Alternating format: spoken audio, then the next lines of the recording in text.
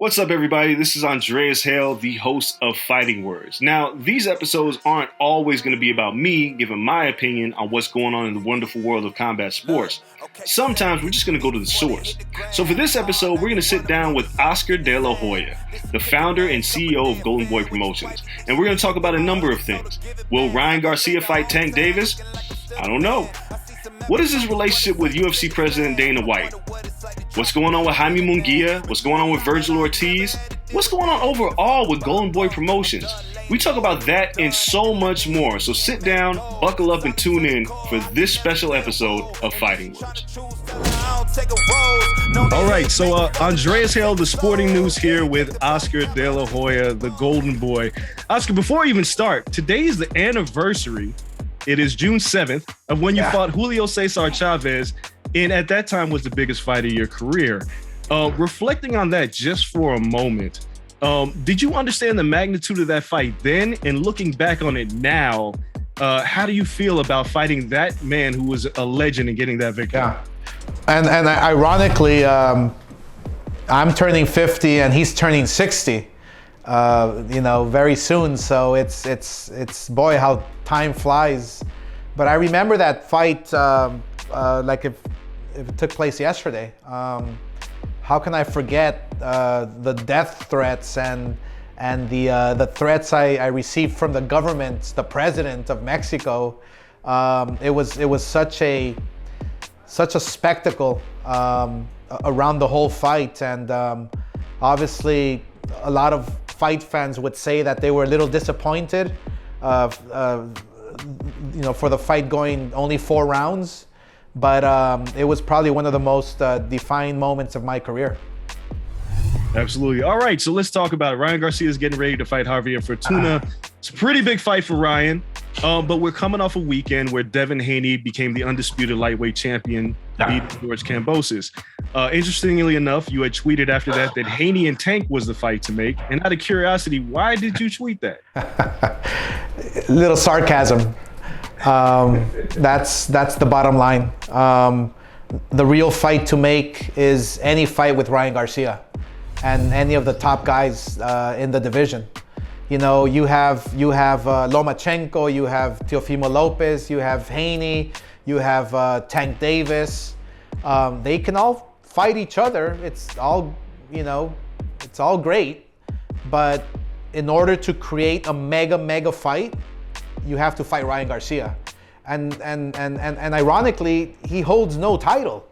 And that's the very unique part about his position, is that when he becomes world champion, sky's the limit for Ryan. So I strongly feel that there's a lot of great fights to make, a lot of great champions, and all respect to every single one, especially Haney, who flew across the pond and fought Kambosos in Australia and brought back home the titles. But I just strongly feel that Ryan Garcia is the gatekeeper.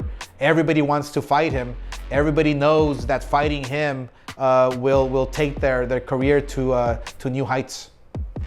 So out of curiosity, I mean, we know Devin Haney's tied up in a rematch with George Kambosos, but if that opportunity opened up where Ryan Garcia could fight Devin Haney or he could fight Tank Davis, which would you choose and why? Well, look, if everything goes well, July 16th, and Ryan Garcia beats Fonseca, especially if he beats him, if he knocks him out, that'll be a huge statement. I'm ready to make Tank Davis a multi-million-dollar offer to fight Ryan Garcia, and it's easy to make. We would televise it on DAZN, on DAZN's platform. We would televise it on Showtime's platform, split it right down the middle, and make this fight happen. It's as easy as that. So I don't see any problems making this fight possible or making it happen. Yes, people speculate that negotiations are difficult and this and that and complicated, but it's actually easy. Let's meet right in the middle and let's just get this fight done and over with. You've been a fighter for so many years, and now you're a promoter. You've seen both sides of it. I think we get it confused on social media. I don't think fighters duck fighters. I think it's always the politics that get involved. You saw how fired up Ryan Garcia was ringside for the Tank fight, and it sounds like you're willing to do whatever it takes to make that happen. What is the roadblock? Because it doesn't seem like Tank Davis is the guy that's going to say no to the fight. So where's the problem? Well, the roadblock and the problem is Al Haymon. That's the problem. That's easy as that. I try to make Jaime Munguia versus Charlo. He blocks it. I try to make Tank Davis with Ryan Garcia. He blocks it. I try to make Cruz with Ryan Garcia. He blocks it. That's the problem. But I believe that, yes, you're right. Fighters are willing to fight. Fighters wanna take care of business inside the ring. Fighters are not afraid of each other. It's the nonsense. It's the politics. It's people across the street. And when I say that, it's literally people across the street that don't want to make these fights happen, or they don't want to work with us. Me as a fighter, I'm a fan first. I want to see these big major fights take place. And as a promoter, I want to make them happen. This is what my job is. To keep the sport alive, to keep the sport in this such great momentum that's happening now. It's great times for the sport of boxing. So let's continue the tradition. But it's certain people in the industry that are blocking everything. So it's unfortunate, but hopefully it can change. Now that Tank Davis is a free agent, I would love to work with Mayweather Promotions. I would love to work with Floyd. Imagine Floyd being Tank's promoter and me being Ryan's promoter. It's a hell of a promotion. So look, we want to make these fights happen. So hopefully they can happen sooner than later. Now, Ryan Garcia obviously is taking some time off due to mental health issues. And mental health is something that's come to prominence recently. But mental health wasn't a thing when you fought. And it wasn't okay for a fighter to say, I need a break from mental health. When you look at Ryan Garcia, do you see a lot of yourself in him? And can you recall a time when you were fighting where you wish you could have had an opportunity to take a mental health break and people wouldn't have called it weakness and would have praised you for it? You know, I mean, I would call it smart what he did, what Ryan Garcia did, because I mean, who knows? When I was fighting in my career, in my peak of my fighting days, I probably was depressed. I probably was, I had mental issues. I probably had all of it, but I didn't have time to take a break. I didn't have time to talk to anybody. I didn't have time to go to therapy or do the right things. All I did was fight. All I did was train. All I did was escape. And maybe it wasn't the right thing to do. So the fact that Ryan Garcia took some time off, dealt with his issues, talked to some people and continues talking to people about his issues and about his problems is actually a smart thing. It's a great thing. And, kudos to him, because it's not easy to talk about anything that you might be going through in your head. I want to shift gears real quick. VERGIL ORTIZ. We've heard rumors that the fight's on, the fight's off. Let's bring some clarity. What's going on with VERGIL ORTIZ in this August thing? Well, VERGIL ORTIZ, we send contracts to his opponent, #1 contender in the world, and for some reason they just don't want to fight. So now we have to go back to the drawing board. We're working with the WBC, with hopefully getting Keith Thurman, but once again, guess who Keith Thurman is promoted by? Al Haymon. So there's a big problem there with Al Haymon and his issues across the street. So what I'm trying to do now is force these fights to take place. That's the only way I can make them happen. And so look, VERGIL ORTIZ is ready for anybody. He is in a position to fight the very, very best. He's in position to fight Errol Spence, Terrence Crawford. I know they're fighting hopefully soon together, but VERGIL ORTIZ is the best fighter at 147 pounds. He will beat anybody, but we have to get fights for him. And we're hoping that we can do a Danny Garcia fight. We're hoping we can do a Keith Thurman fight. but there's a huge roadblock, and it's Al Haymon. I mean, interestingly enough, you name all those names. I think the fight that everybody would like to see, maybe not right now because we have this thing called letting fights marinate, but VERGIL ORTIZ versus Boots Ennis seems like one of the biggest fights that could be made at some point in boxing. But again, you mentioned the name Al Haymon, but what are your thoughts on a Boots and VERGIL ORTIZ fight? Yeah, it's a great fight. I love it. Why not? Jeez, I mean, I'm a fighter first. I'm a fan first. Believe me, I want to make these fights happen. It's great for the industry. It's great for the sport. Everybody eats. Everybody wins. It's a win-win for everybody. So I'm patiently strategizing with a lot of frustration, but nothing's gonna stop me. I'm gonna continue to push these fights, and hopefully we can make them happen very soon. All right, a couple more for you. One, Dana White, seems like you two, well, you have been very diligent in trying to bury the hatchet with Dana. There's been a lot that's been said back and forth, but there has. Fences can be mended. Well, absolutely.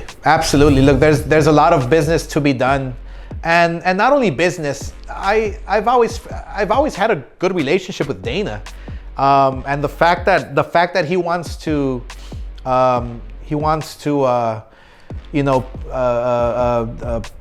be a player in the boxing industry would be a great thing. Look, if he wants to, I'll reach out to him. We can meet somewhere. I'm actually building a house in Las Vegas, so we're probably going to be neighbors. so we can bury the hatchet. Whatever he wants to do, I'm open to anything, because look, I've criticized, yes, and he's hit below the belt many times, to say the least, but it's okay. I'm sure a lot of emotions, we're running through our veins and this and that. But look, let's bury the hatchet. I think first and foremost, we love the sport, our individual sports. I actually respect and love the UFC of what they're doing and their business model, and the fighters I dearly respect. I'm sure he feels the same way for the boxing industry and for boxers. Imagine the UFC and Golden Boy Promotions coming together. I mean, that would be a hell of a joint venture there between two powerhouses. So look, everything is possible. I want to bury the hatchet. I think that there's a lot of great fights to be made if they want to cross over. Look, I can't wait for the first boxer ever to cross over into the UFC and see what happens there. There's a lot of ideas that I have. I would love to share them with Dana. So look, hopefully we can get together one day and bury the hatchet and just talk it over. All right, last question for you, because Jaime Munguia is getting ready to fight this weekend. Zurdo Ramirez, they both seem like they're targeting a fight with Canelo. But I want to ask you this question, because you said Canelo fighting Bivol was a really stupid move made by Eddie Hearn to allow that fight to happen. Absolutely. As a promoter, can you kind of elaborate? Because some promoters want to protect their fighters from themselves. And do you think that was a situation where Eddie Hearn should have looked at that and said, this might not be the move for you, Canelo, because I need to protect you from yourself in your quest for greatness, because you're climbing a mountain that's maybe a little bit too tall? No, it's just Eddie Hearn not knowing boxing. Easy as that. He doesn't come from the boxing pedigree. He doesn't have the knowledge that a boxer has inside the ring, and he doesn't really know the moves you must make as a promoter to promote a fighter like Canelo. I mean, who was Bivol before he fought Canelo? Nobody knew who Bivol was. It was a lose-lose situation for him. I knew that Bivol had an outstanding chance of beating Canelo because of styles. I'm a fighter. I've been fighting since I was 5 years old. And I knew the business was gonna do well as a promoter, but as a fighter, my gosh, you don't face Canelo, your star fighter, against the very best, most dangerous fighter on the planet that nobody knew. And look at what happened. Absolutely. So Oscar, last question before we get you out of here. Ryan Garcia versus Javier Fortuna. How does this fight end? Because Ryan looked like he wanted to get that knockout in his last fight. It seems like he's going to be salivating for it this time around. Yeah, I think it's going to be a very fast fight. Fortuna stays right in the pocket. He's going to be in front of Ryan Garcia. I think Ryan Garcia might get a little too excited in the first couple of rounds, but eventually he'll settle down. Watch for his jab. He's going to use a very, very powerful jab, but set up his combinations. I say he knocks out Fortuna in less than 6 rounds. Wow. There you have it, folks. That's Oscar De La Hoya. I'm Andreas Hale with the Sporting News, and thank you so much, Oscar, and hope to see you soon. All right.